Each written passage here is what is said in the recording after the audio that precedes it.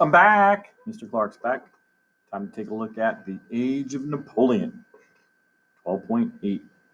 Some of the things we'll be looking at as we move forward today would be the way in which Napoleon Bonaparte came to power. We'll see the impact of both Napoleon and the Napoleonic Wars. We'll identify the reasons for Napoleon's eventual fall from power. And we'll take a look at the Congress of Vienna as we try to pick up the pieces, at least Europe does, in the aftermath of Napoleon's time in power. You can see Napoleon pictured there, center of the image at the top. Let's look at some background about Napoleon. He was born on the French island of Corsica, located in the Mediterranean Sea. At age 9, he was sent to a military training academy. At age 20, he was a lieutenant, looking to gain fame during the French Revolution. Looking at 2, Napoleon once said, "Since one must take sides, one might as well choose the side that's victorious, the side which devastates, loots, burns. Considering the alternative, it's better to eat than be eaten." What does this quote indicate about Napoleon's political ambitions and values?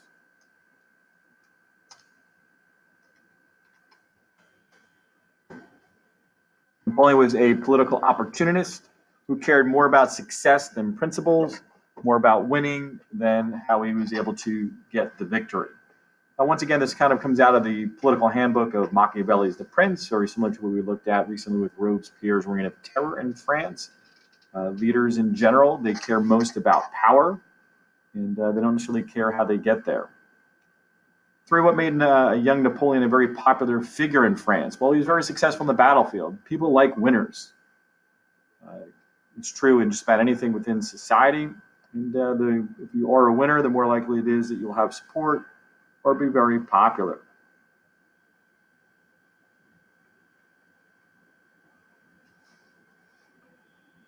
Or, how did Napoleon build his image as a military leader in France? He deceived the public about his failures in battle.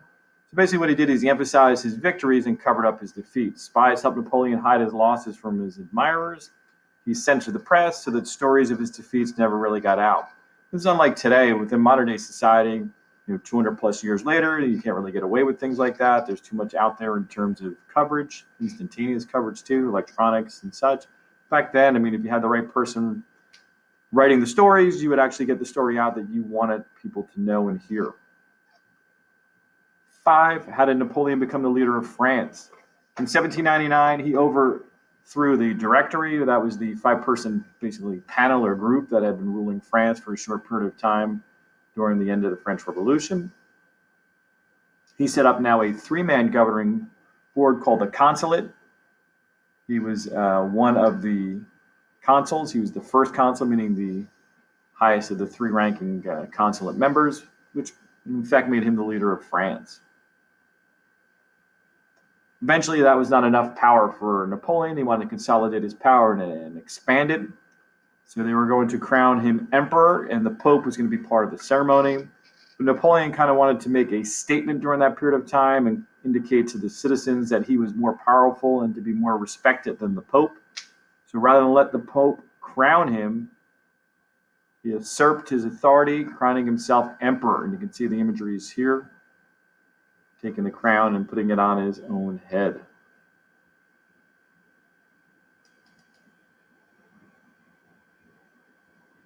Seven, name some reforms Napoleon brought with him to France. Some of these things we kind of take for granted today.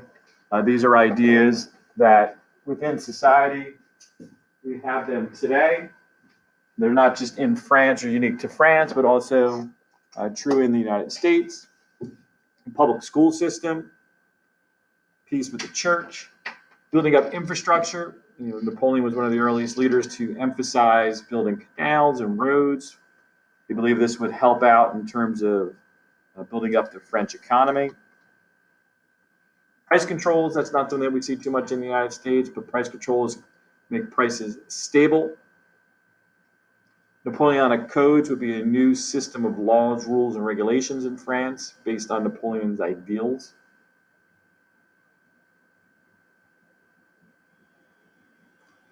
During his time in power, Napoleon set up government jobs based on talent rather than just simply inheriting in a position. When you think about the period of time that we've been studying in France and the extra power and respect that the nobility had, people really resented the idea that you could just be a noble and kind of be born into a, let's say, the second estate and then into a position of significance. Here you had to earn it according to Napoleon's change, and that was a net positive for most citizens.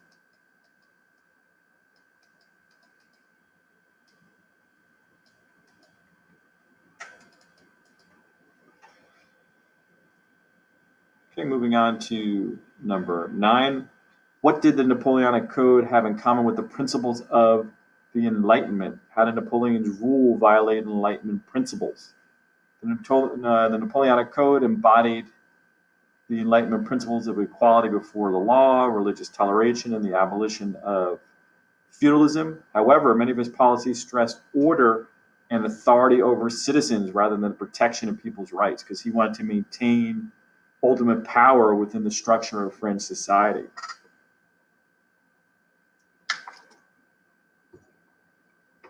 When you look at the Napoleonic Wars, these were wars for, against conquest and aggression that Napoleon electively took part in.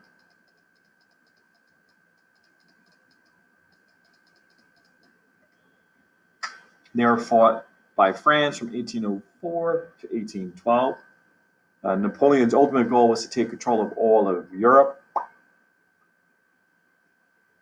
11. What does the following quote indicate about Napoleon's reputation as a military genius? I grew up on the field of battle, and a man such as I cares little for the life of a million men. So, according to Napoleon, part of being successful in battle is strategizing sufficiently to prevent the loss of soldiers. Some argued Napoleon's military brilliance on the battlefield was equal to having an additional 40,000 soldiers. This is a little bit of propaganda, kind of building Napoleon up almost like a cult of personality, getting people to follow the ideals and the idea of what Napoleon represented beyond just what he truly did represent. So sometimes the story was better than the reality, and that might be the case with Napoleon.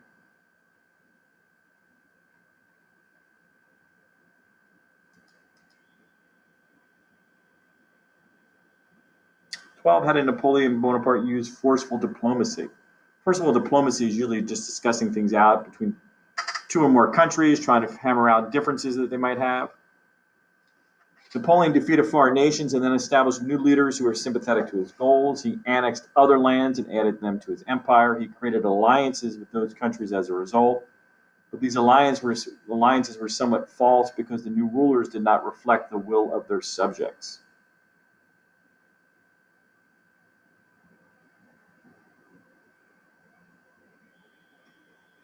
13. The continental system was an idea that Napoleon had. Ultimately, he wanted to defeat Great Britain.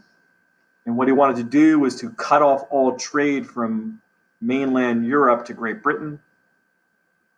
His plan was, in reality, trying to strangle the British economy and get them to surrender to his control. But for the British, they didn't necessarily need Europe to survive. What they had was a very extensive trade network with its British colonies. Great Britain had a very strong navy, and that kept open vital trade routes open to the Americas and to India. Thus, Napoleon was never able to completely break Great Britain and get them to comply with the idea of giving in to French demands. So this is kind of a little map there. This is kind of the red dotted line is the French Navy trying to blockade and kind of strangle out the rest of Europe from trading with the United Kingdom or Great Britain. 14. At first, some Europeans welcomed Napoleon into their countries. Why they eventually turned against him? Well, many Europeans had welcomed the ideas and ideals of the French Revolution. Unfortunately, they eventually saw Napoleon and his armies as foreign oppressors who wanted to spread French culture and kind of destroy their traditional ways of life. 15. How did nationalism impact the conquered lands under Napoleon's control? From Rome in Italy to Madrid in Spain to the Netherlands, nationalism unleashed revolts against France. German states encouraged each other to be loyal to the German-speaking area as opposed to Napoleon, so he had a lot of brush fires kind of breaking out within the empire itself. 16, how did the Spanish attempt to resist French control? As the Spanish attempted to resist, the French brutalized the rebels. Outnumbered, the Spanish used guerrilla warfare to inflict damage on the French. We saw this a little bit even with the American Revolutionary War. American revolutionaries are outnumbered by the British. British always had a bigger army, but the American rebels knew the countryside and they knew how to blend in and hide throughout different portions of America. So they hit the British redcoats and then they would run and hide. And the Spanish guerrilla forces here would do something very similar. 17, how large a force did Napoleon take into Russia into 1812? Well, first thing before we discuss this, think about Russia and how it gets in the winter. Very icy and snowy and very cold for a sustained period of time. Napoleon is going to realize eventually that this idea of going into Russia is not going to turn out very well for him. So he went in what was called the Grand Army, an army that could not be beat, could not defeat, but going into Russia in the winter would not be a treat. So we look here, is Napoleon's army of over 500,000, some 600,000 troops and 50,000 horses. Napoleon did capture Moscow, but by the time he did, the winter had set in, which effectively made it too late for France to be able to successfully retreat out of Russia, or even to stay there for that matter, because they lacked food, shelter, and clothing. Without the fresh supplies, Napoleon retreated out of Russia. It wasn't a physical military loss. It's not like the Russian military beat Napoleon, but this mystical general winter defeated Napoleon, meaning the Russian winter is what ultimately defeated Napoleon. If you fast forward 130 years, roughly, almost exactly 130 years. Later on, Germany and Adolf Hitler would be in Russia in the 1940s. And he too, Adolf Hitler's army, the German Nazi army, would realize something that Napoleon realized 130 years previously. You cannot survive in Russia in the winter. And ultimately, the Germans would retreat and defeat as well. For Napoleon, what a disaster. 600,000 went in. For the 1,000-mile retreat, only 20,000 of the 600,000 troops, meaning well over 500,000, some 580,000 troops died of cold, starvation, and some died in battle as well. You can see Napoleon here, his dead bodies, people going back to France in despair.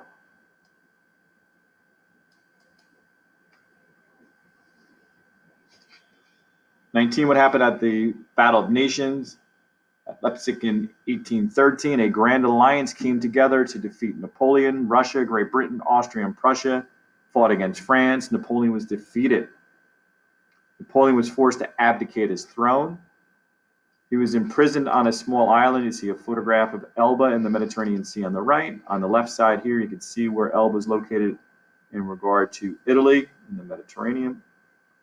France restored Louis XVIII to the throne as the king. He was a brother of Louis XVI, who had his head chopped off during the French Revolution.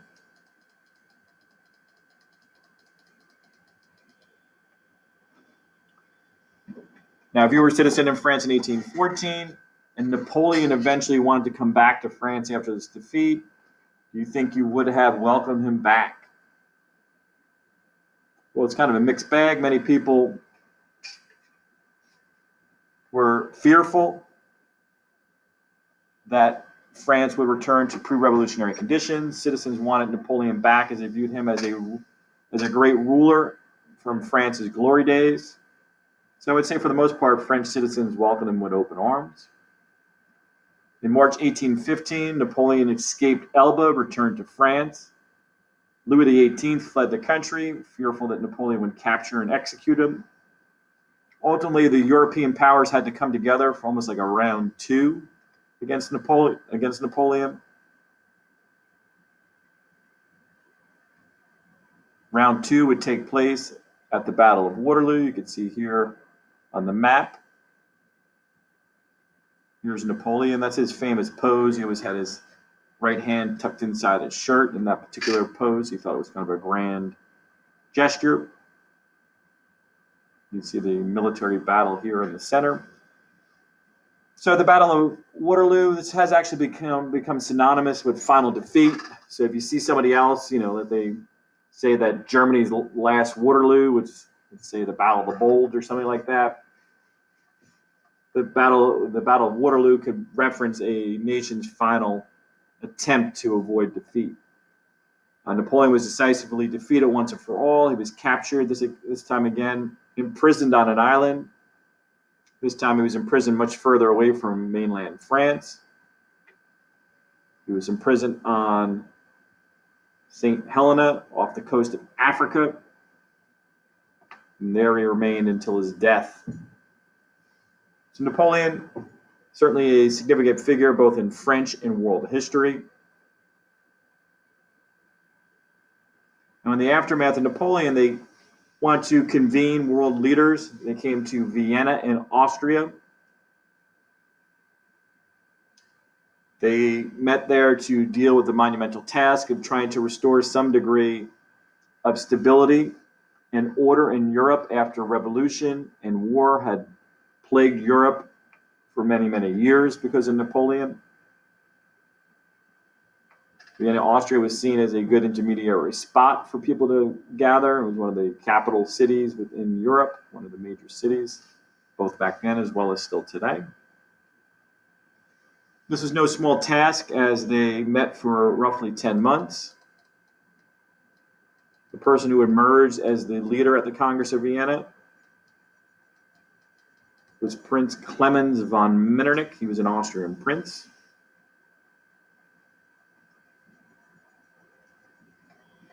A quote from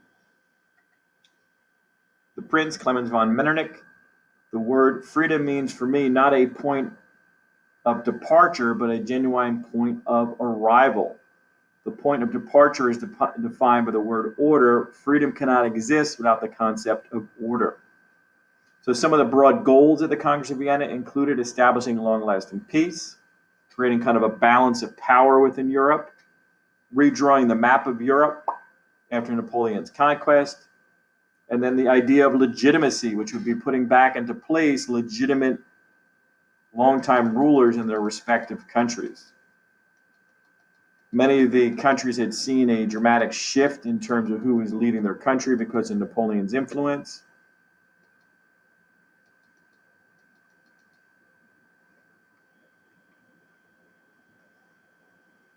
So when we look at the idea of legitimacy, this is a belief that displaced or removed monarchs during the Napoleonic Wars had the rightful claim to rule their countries again and should be restored to power. It's basically the restoration of the old order, the old leadership. By balance of power, this means that no nation has significantly more strength than another. If every country had roughly the same military strength, it would be unlikely that any country would attempt to attack each other because they knew they were too evenly matched to do so. When Napoleon was in power, the balance of power was shifted because France's army had been built up so much that, at least on paper, they were more powerful than any other country at that time.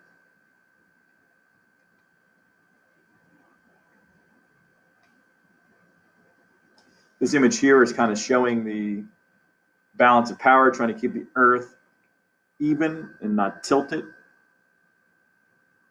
The major outcomes of the Congress of Vienna: the map of Europe was redrawn, new boundaries were drawn, restoration of monarchies. The Concert of Europe was agreed to. This was an international peacekeeping organization formed to prevent another large European war.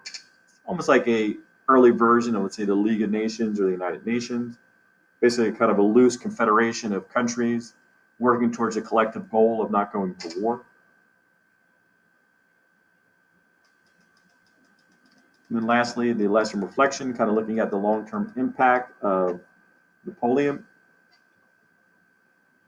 Napoleon, he spread ideas and reforms of the French Revolution across all of Europe. Governments were reorganized. Old ideas of feudalism were permanently rejected. Nationalism and nationalistic feelings began to grow and spread. European people took steps towards creating independent countries. It helped to spark other revolutions throughout Europe. Access to educational institutions improved. Culture spread. And many, many parks were built throughout all of Europe. So Napoleon's legacy was a mixed bag. He did do some positive things and had some positive things left behind. Generally speaking, though, he was your traditional dictatorial leader, somebody who was obsessed with power, control, and had hoped to dominate European society. That'll wrap up our look at Napoleon and his influence throughout Europe. I hope you enjoyed our discussion. And until next time, Mr. Clark is out.